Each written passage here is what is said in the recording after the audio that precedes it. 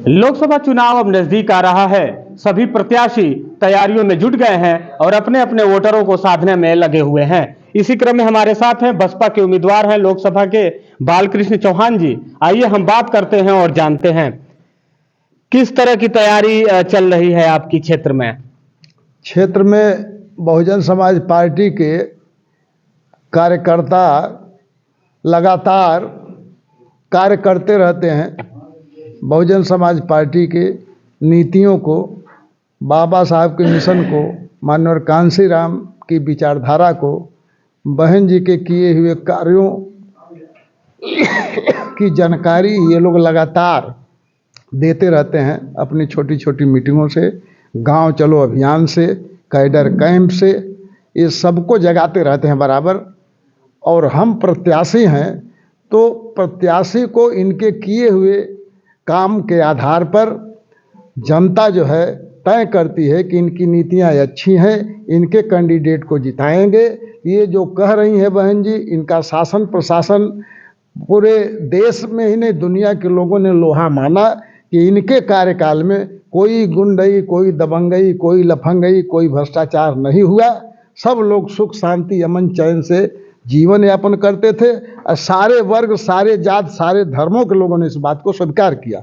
इस आधार पर हम मैदान में हैं, जनता के बीच में हैं और जनता से हम वोट की अपील कर रहे हैं कि चुनाव चिन्ह हाथी की मुहर बटन दबा करके बहन मायावती के हाथों को मजबूत करके कांसी राम साहब और बाबा साहब के मिशन जो अधूरे हैं, देश की सत्ता पर काबिज होना और बहुजन के हित के लिए जो है, इनकी भलाई के लिए, इनके उत्थान के लिए कार्य करना, मानवतावादी दृष्टिकोण के लिए कार्य करना इनका उद्देश्य है। समझो, बहुजन समाज पार्टी की बात कर लिया जाए तो ये जो कार्यकर्ता हैं, जो मिशन है वो तो लेकर पहुंच रहे हैं। आप कौन सा मिशन है, क्या विजन लेकर आप क्षेत्र में जा रहे हैं और लोगों को क्या कह रहे हैं वोट लेने के लिए? हमारा कोई व्यक्तिगत अलग से विजन नहीं है। पार्टी जब खड़ा करती है तो पार्टी के विजन को ही लेके आगे बढ़ा जाता है। वो विजन ही नेतृत्व करता है। अंबेडकर साहब का विजन नेतृत्व करेगा, माननीय कांसी राम की विचारधारा नेतृत्व करेगी, बहन जी की कार्यशैली नेतृत्व करेगी, कार्यकर्ताओं का संघर्ष नेतृत्व करेगा। और व्यक्तिगत हमारी जो कुछ क्षमता है, लोगों से बात करना, मिलना जुलना, दुख सुख में, और उनकी बातों को सुनना, उनके लिए कुछ दो कदम चलना, जो क्षमता है काम करना। हम सांसद रहे तो अपने जो क्षमता थी, जो सरकारी धन था, सारे धन का हमने सबको वितरण किया। एक भी कार्यकर्ता ऐसा नहीं था कि जो 10 रुपये या चाहे 10,000, चाहे आवास, चाहे हैंड पाइप, चाहे मिट्टी खड़ंजा, जो भी जिसने मांगा हमने सबको मोबिलाइज किया, उनकी बातों को रख।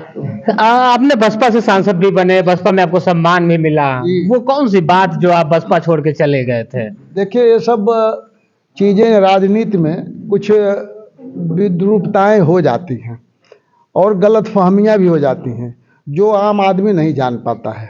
भीतर के नेतृत्व में तमाम नेता हैं, नेताओं में काट छाट होता है। ये रहेंगे तो हमारा टिकट कट जाएगा, वो रहेंगे तो वो हो जाएगा, तो 3-5 करके हटाते हैं। हम पार्टी कभी नहीं छोड़े हैं। मतलब लोगों ने फीड किया बहन जी को कि वो ये कर रहे हैं, वो कर रहे हैं, तो कर निकाल दो।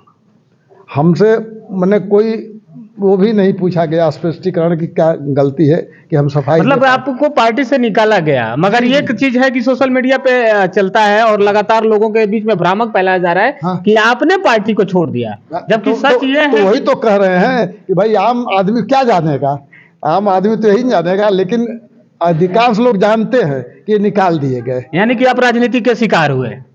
कहे तो भाई हर जगह इस तरह की चीज़ें हैं। मनुष्य के अंदर स्वार्थ है और स्वार्थों का संघर्ष जो है चला आ रहा है और चलता रहेगा, कहीं कम कहीं ज़्यादा।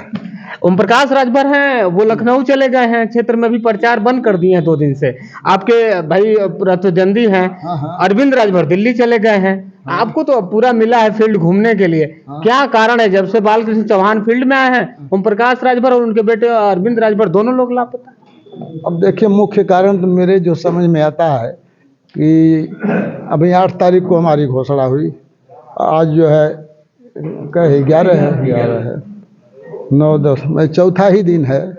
लेकिन 8 तारीख को ही मतलब वो दोनों क्या, उन की जो मूल मतलब मातृ संस्था है भाजपा RSS, वहाँ दिल्ली से लखनऊ, लखनऊ से यहाँ भी बैठकें शुरू हो गई भाजपा की, क्योंकि मालूम हो जाता है। फिर वहाँ बैठ कहा भाई ये क्या हो गया भाई, इनका वोट, इनका जो है उनका मधुआ मजदूर है हमारा समाज, मतलब गुलाम है कि मतलब 2 लाख वोट लेके तो चला गया, काम इनका समाप्त, अंतिम काम उनका हो गया। तब वो चाहे दिल्ली जाए चाहे दौलताबाद जाए, उनका काम है।